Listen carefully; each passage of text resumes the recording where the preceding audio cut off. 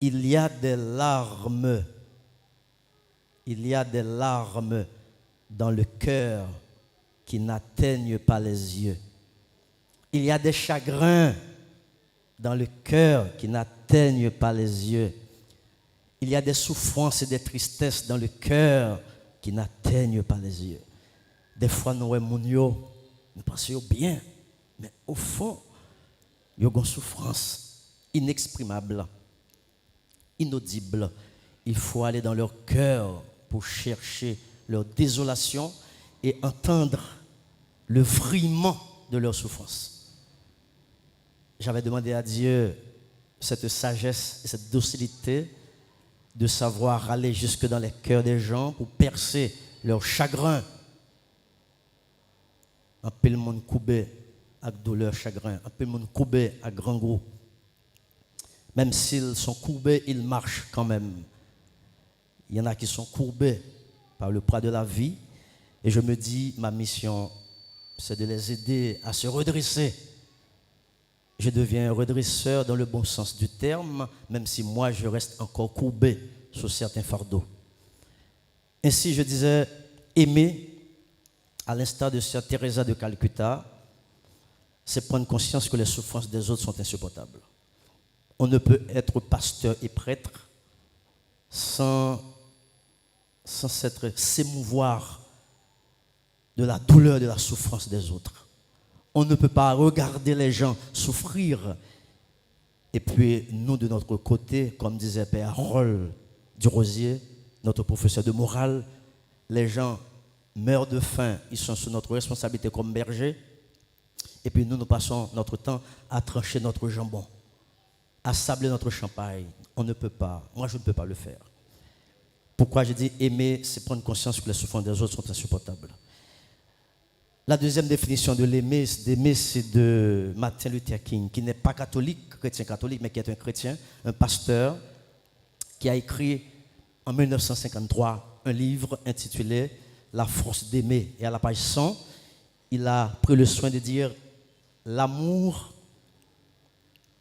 c'est la seule force capable de transformer l'ennemi en ami.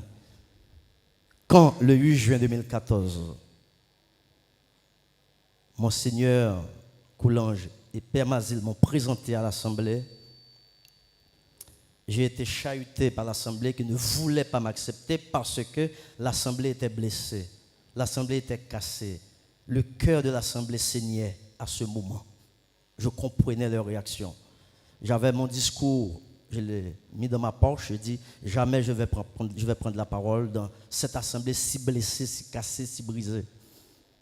Mais avec le temps, j'ai rencontré des gens de toutes catégories de la paroisse, ceux qui étaient blessés directement, ceux qui étaient blessés de manière collatérale, ceux qui étaient blessés par anticipation.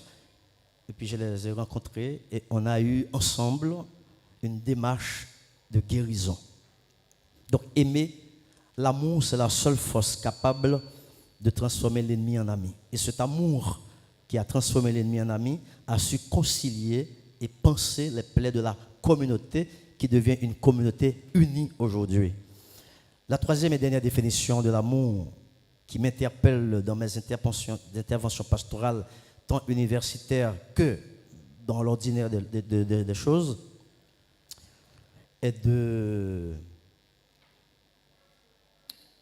Celui-là, je ne peux pas dire de qui il est réellement, puisque je l'ai approprié moi-même.